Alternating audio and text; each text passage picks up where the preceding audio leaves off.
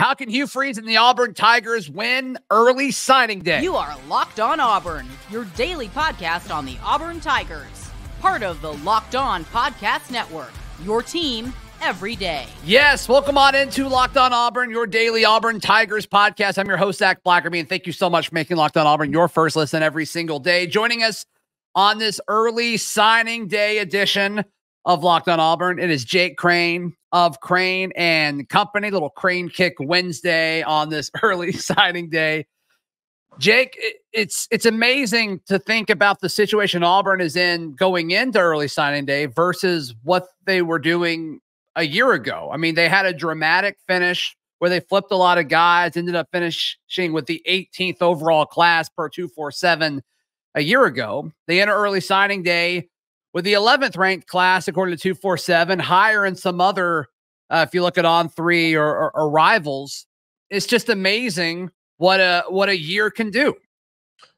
No, without a doubt. And I mean, I think it's amazing what Auburn can do, you know, not only when you have the right coaches in there, but everybody's aligned. It's something we talked about at the beginning of the season. When Auburn is aligned, and I'm not just talking from an NIL standpoint, but the fans, the administration, the coaching staff, the players, Auburn can be as good as anybody out there. And at the end of the day, you don't have to be Sherlock Holmes to figure out. Typically, the team with the best players wins, and Auburn is a fantastic place to play. Look at what Bruce Pearl did at the basketball program so quickly. Look at what Auburn baseball continues to do, what Auburn softball has done.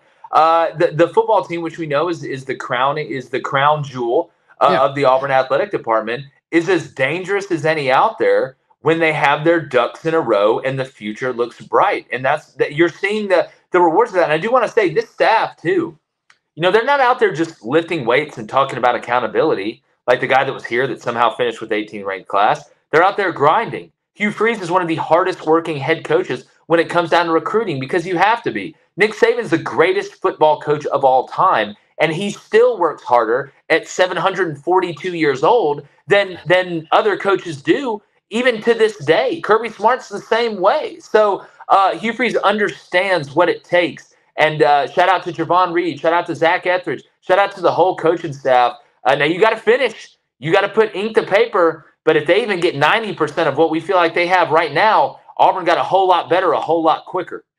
Yeah, when you look at, okay, how can Auburn win early signing day? It comes down to these guys that are kind of on this flip watch. Amaris Williams seems to be the most likely to flip to Auburn. Of course, the Florida defensive tackle, the Florida commit defensive tackle, 4-star kid. LJ McCray is another guy, 5-star committed to Florida, defensive lineman. He may could start next year. He's very, very good, very, very talented.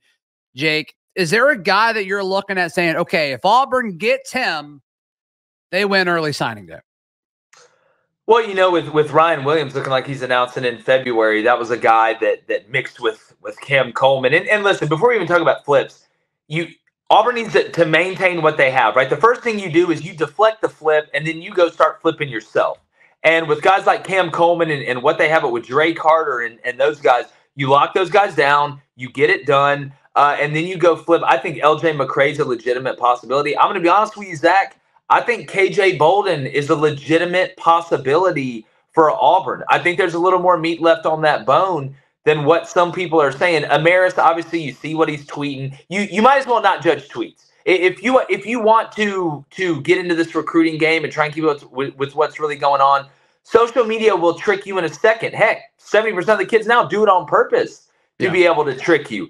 But I think if Auburn's able to flip close to half of the guys that they're going after to try and flip, that's got to be a huge success. So I think they will. I think they've put in the work.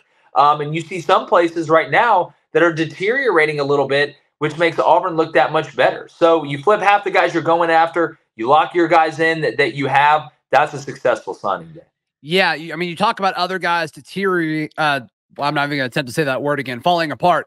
Florida is that school, and they're right in front of Auburn in pretty much all of the rankings. And, of course, if Auburn were able to pull Amaris Williams, Florida loses a 4-star, Auburn gains a 4-star, even more so if LJ McCray flips from Florida to Auburn. But over the last few seasons, in 2022, Auburn had the 21st ranked class. They were 9th in the SEC. In 2023, they had the 18th ranked class. They were 8th in the SEC. Going into signing day, they have the 9th, 10th, 11th, depending on where you look, ranked class, and they're 6th in the SEC. If everything goes the way we think it's going to and Florida continues to fall apart, they'll jump Florida and have the 5th ranked class in the SEC. It's progress. It's not where you need to be, but it's progress, and you're moving in the right direction.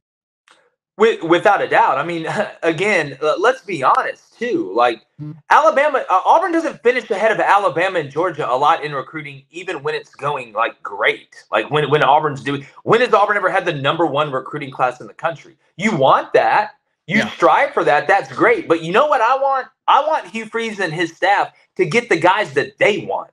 Not just because they have stars on their name or by their name, but they feel like they fit Auburn well. They'll be a good player on the team, in the locker room, and on the field, and they can make the difference. Those catches against Georgia on the sideline, they can go make those plays. 4th and goal from the 31 against Alabama, nobody has their back turned. You're going to make the play. Being able to get quarterbacks down on the ground that are somewhat athletic. You got guys in depth. Not that I thought Auburn's defensive line punched way above their weight for most of the year. But at the end of the day, Auburn doesn't have the cats right now to win at the level consistently they want to win at. But I want guys that Hugh Freeze looked at and wants. I want guys that Ron Roberts looked at and wants. I want guys that coaching staff looked at and said, you know what? That guy can help us win a national championship. Because at the end of the day, you win it with 5 stars and 4 stars and 3 stars. If you're good and you know how to evaluate and you use the transfer portal right, you can win this thing at Auburn. Yeah, everything. This class has everything with the exception of offensive tackle, and they went to the JUCO route there, and you can only recruit the guys that are available, right? There just wasn't a lot of tackles throughout the Southeast that were available, and Auburn could kind of pluck. But I just think when you look at it, every level of this defense is heavily represented. That's before going into early signing day and potentially getting some more guys, right? Either at safety with KJ Bolden or these defensive linemen with Amaris Williams and LJ McCray. They've got all 3 levels already taken care of. You feel great about the linebackers, whether it's DJ Barber or DeMarcus Riddick. You feel great about the defensive line, whether it's the guys that we assume will play, that jack linebacker role like Jamonta Waller or Joe Phillips, or these defensive linemen like Malik Blockton or TJ Lindsey. And then the defensive backs, it's a who's who. There's a million guys back there that all seem like they could play at a high level at the next level. I love all of that. I love your interior lineman with Dre Carter, as you mentioned him earlier. You've got your quarterback that Hugh Freeze really believes in and kind of built this offensive class around. And obviously the receiving class speaks for itself. It'll be one of, if not the best receiving class in all of college football on Wednesday, on early signing day. And so, Jake, I just love the makeup of this class. It's got everything you want outside of offensive tackle. Well, that's the interesting part about having to build up pretty much an entire roster, right? Like you have to go after almost every position group. You can't sit here and just say, all right, well, we don't have to worry about these guys. We don't have to. Auburn is having to build position rooms, even going through the process we're in now. So you see that. And look, we don't talk about roster management enough. We talk about it now a little bit more because of the transfer portal, but we don't talk about it enough. Well, what makes Nick Saban one of the main reasons why he's so unbelievable, and we talk about the blueprint, a lot of it is roster structure.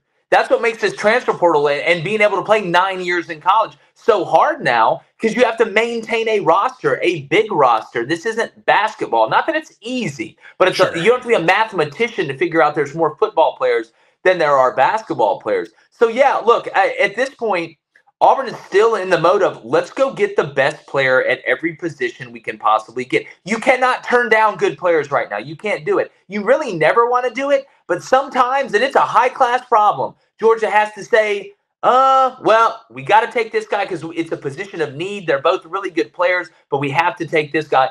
Auburn hopefully gets there soon, but they're not there yet. Yeah, right.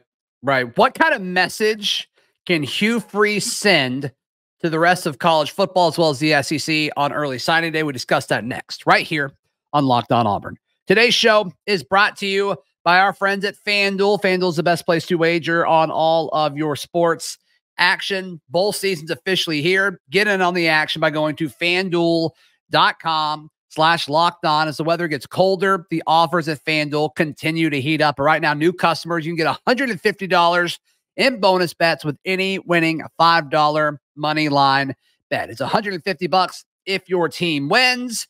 And FanDuel, it doesn't matter if it's your lines, over-unders, player props, parlays. They've got it all over with our friends at FanDuel. And with Auburn basketball playing every few days now and the rest of the college basketball slate happening, it's worth checking out. Also worth noting, with Taulia Tagovailoa opting out, the line went from Auburn being -2.5 now to -7. So Auburn, a touchdown favorite against Maryland. I got it at -2.5. Jake, I'm sure you did too. So the app's easy to use. Visit FanDuel.com/lockedon and kick off your sports winnings. That is FanDuel, the official sports betting partner of the NFL and the Locked On Podcast Network.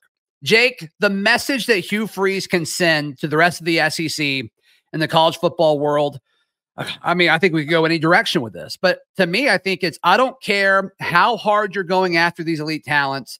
Hey, Alabama. Hey, Georgia, you've been able to get these 5 stars and high 4 stars way too easily over the past decade, and that stops. You can't do that anymore. And I think with the combination of, you talk about the alignment at Auburn, I think with the effort that this coaching staff is putting out on the recruiting trail, paired with the NIL opportunities now at Auburn, and I think the product that is going to be on the field is going to continue to develop over the course of Hugh Freeze's tenure, the sales pitch is going to get easier for the Auburn Tigers, and I think it's going to get tougher for Alabama and Georgia to continue to own the Southeast like they have been.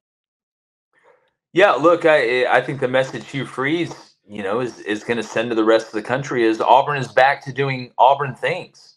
Auburn is back to being a team that when you look at on the schedule, and you haven't been able to, this really hasn't been the case the last couple of years, that it isn't, all right, well, Auburn's still down, they're still building. At some point, and this is what I said before the year, you better get this man early. You better get Hugh Freeze early, and you almost did it. Georgia and Bama almost didn't. If Auburn would have won that game against Bama, it'd have been twofold. But that message was sent. This is not a walk in the park anymore. This is old Auburn remembering who they are. And, they're not going to get worse. I can promise you that. I'm with you. I mean, there's just so much. You're hearing this a ton with these players that are coming back. Jalen McLeod's come back. He announced that yesterday, Jake, as well as Keontae Scott, Eugene Asante. I mean, a lot of these Fairweather. key guys. Yeah, Rivaldo Fairweather. They're all coming back. And their key message is unfinished business. Unfinished business. And I think these older guys, they kind of weathered the storm through the Brian Harsin era, and they got a taste of what Auburn can actually be. They got cheated out of 2 years of what Auburn can actually be. And I think these dudes, they got a taste of it, and they're like, man, I could go and get drafted, but I want one more year. I want one more year to see what's Hugh Freeze going to do, and can Auburn keep building in the direction that we think that it can. I think they're for lack of a better term, they're pissed off, Zach. I think they're upset. I feel like even with this team, they left some money on the table. Yeah, I think that's how the coaching staff feels. You went out with it, getting drubbed by New Mexico State, and then giving Alabama the game at the end. Let's be honest. I don't know another way to put it. And I know nobody's more sick than the guys in that locker room and in those coaching offices, but we got to be able to call a spade, right? We got to be able to accept the reality. They're upset. Sure. And how do you get over being upset? How do you get over being jealous that she left you? Figuring yourself out and then going dating an Instagram model and seeing her downtown at a nice restaurant. That's what Auburn's trying to do right now. They're trying to go from fat to flat and go from, PU to GQ. And they can do that with Hugh Freeze. What's the nice restaurant in this metaphor? Is it winning 10 games? No, it's better than that. We going higher? It's Michelin star. It's 5 Michelin stars. Is that realistic? It's getting in the playoff. It's getting in the playoff and making noise. That's what it is. For these guys coming back, is that a realistic goal in 24? I think so. You look at the schedule. I mean, with Auburn's returning experience, now Peyton Thorne, if he's going to be the guy, he's got to throw the ball better. Auburn's got to be more of a threat to throw the ball. But getting Cam Coleman sure going to help. Getting Fairweather back sure going to help. Getting Bryce and the rest of these guys, and I know they're young, but you can come in and play now. Like if you can come in, you get Ryan Williams, like it's back in business. You're returning guys up front. You're returning guys in the tight end room. You've got that mismatch nightmare in Rivaldo Fairweather, and we know Auburn's run game in this system, even with Peyton Thorne, is nasty when they get operating and rolling. So I do. With the experience of defense, they need more pass rushers. They get more pass rushers, they'll have a chance. Yeah. And I think McLeod coming back, and we assumed he was. Huge. We assumed that, but the fact that he's coming back, it is huge. Jake, I mean, I think a lot of it had to do with the really unfortunate timing of an injury that happened going into the season, and we finally saw him healthy, and he was one of the best pass rushers in the SEC the second half of the season. Yeah, well, you got a couple guys to build around now, right? You got Falk, who's a young guy that's going to keep going on. I mean, LJ McCray, some of these guys can play right away, which is crazy to think up front nowadays in the SEC with as physical as it is. And listen, you don't have to have the best D line in the country. You just got to be good enough. You got to be good enough to go finish. Auburn needs to go finish. It's like I said during the season. Hope gets you nothing. Hope gets you a ticket to the game, right? It needs to turn from Auburn hoping to when they line up, you almost feel bad for the other side. Because not only are they going to beat you, they're going to finish you. Not only do they want to beat you, they want to embarrass you in front of your friends, your family, God, and everybody. That's who Auburn needs to be. And I think with this group, I think they're that upset. And they need to carry that into the offseason. That needs to bleed into the new guys, whether it be from the transfer portal, whether it be from the high school ranks. At some point, somebody's got to get pissed off and go finish. That mentality, how much of that is physical? You've got to have the athletes to do it. And how much of that is mental and emotional, where you got to say, hey, I don't care that we're up by 10 in a big game in the fourth quarter. I don't care that we're up by 17. I want to destroy you, and we're not going to let off the gas. How much of that is physical versus mental?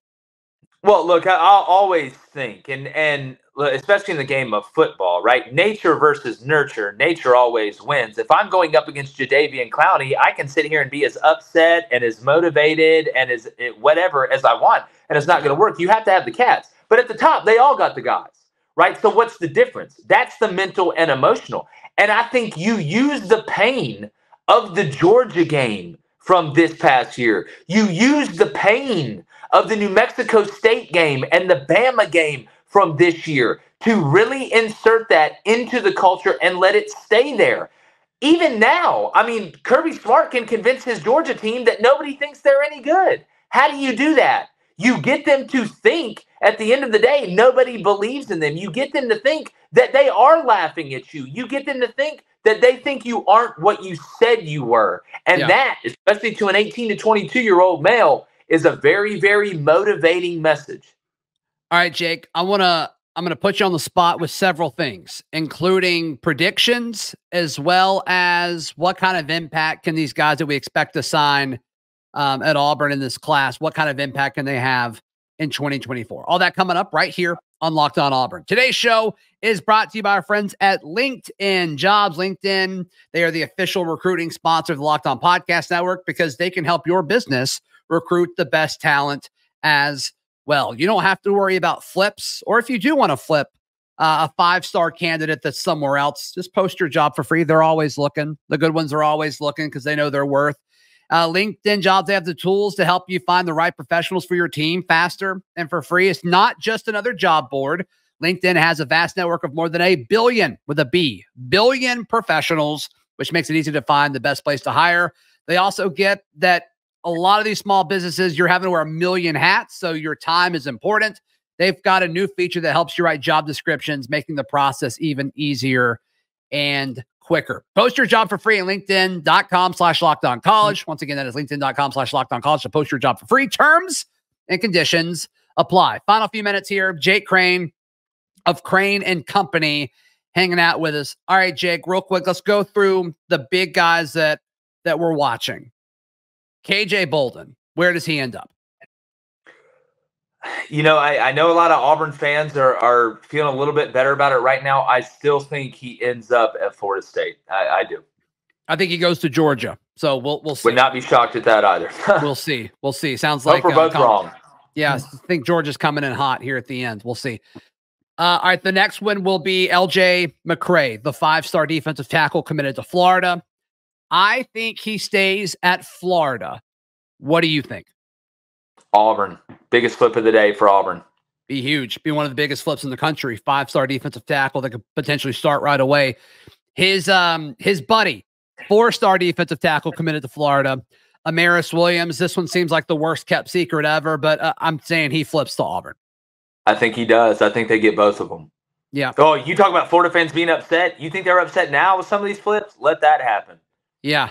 Yeah. And then also just take care of Jamonta Waller because he's a big part of both of those potentially happening. We'll see. For sure. We'll see. Okay. And then the other one is Cone Eccles. He's committing later or signing later in the week. Former Texas A&M commit. He is now officially uncommitted. It sounds like it went well with LSU. I'm picking LSU over Auburn unless something happens later in the week. You know, I'm actually hearing, I think Auburn feels pretty good about this one right now. I think Auburn sneaks up and gets him. I think Cone Eccles ends up at Auburn. Yeah, that'd be huge. And then Ryan Williams, I'm not expecting him to sign on early signing day. It sounds like it's going to happen in February, but where's your gut on Ryan Williams right now?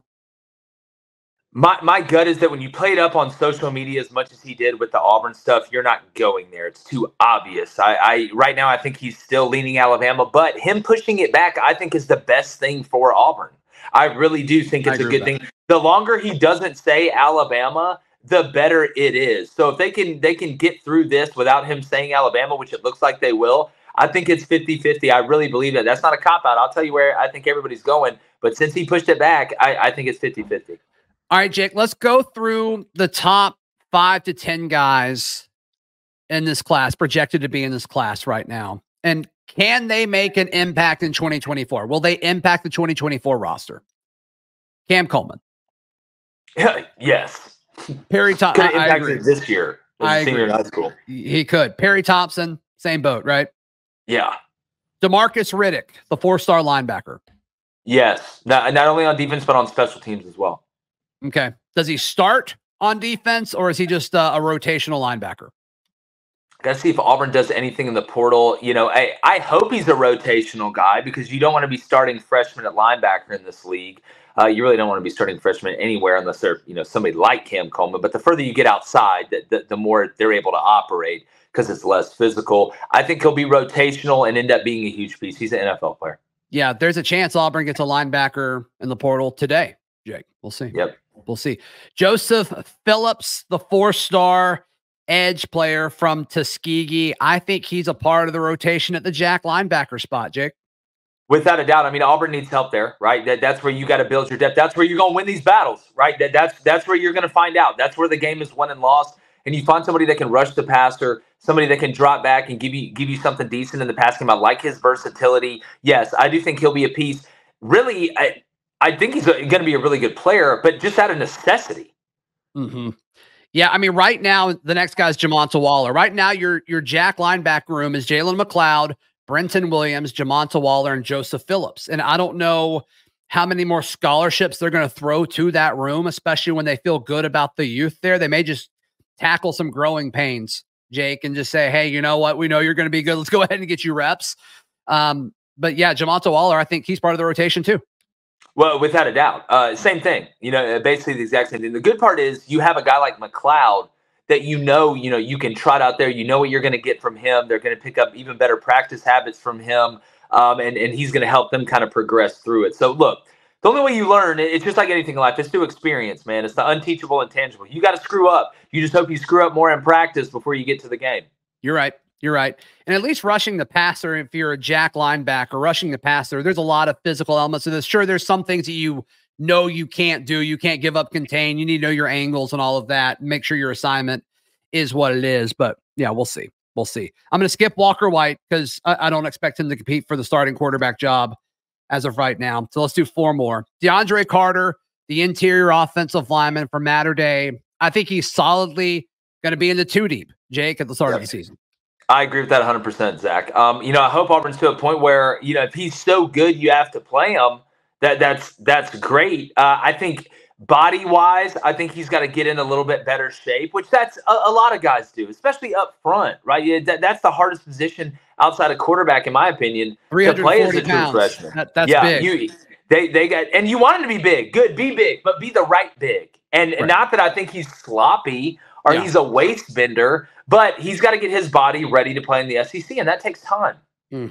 Right.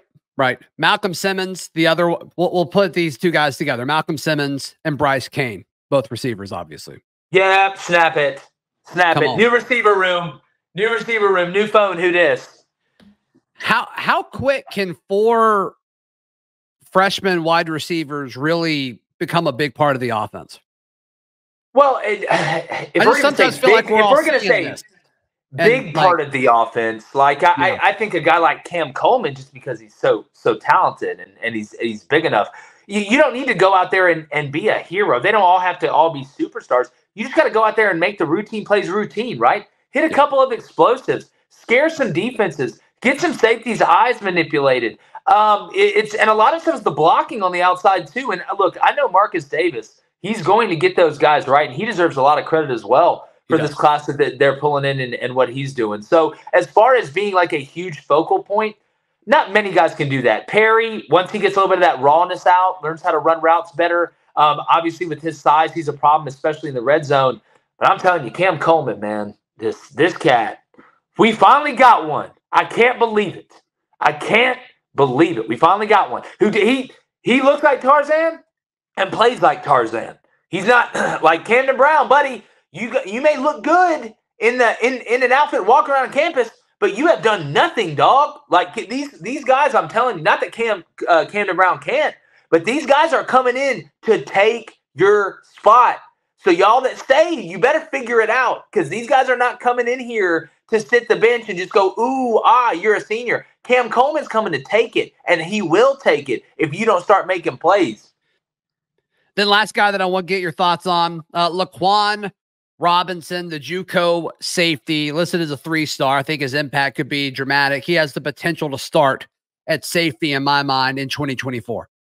Yeah, you don't sign JUCO players to sit the bench. That's rule one. And look, talk about a guy comes downhill, right? He can really set the tone. I like the way Laquan plays. I know the junior college league that he played in very, very well. There's a lot of talent out there, SEC speed and things like that. I think he's going to be a guy that can be really effective, especially coming downhill. He's one of those guys you got to make sure now he can make it through the whole game. He doesn't get kicked like Smoke.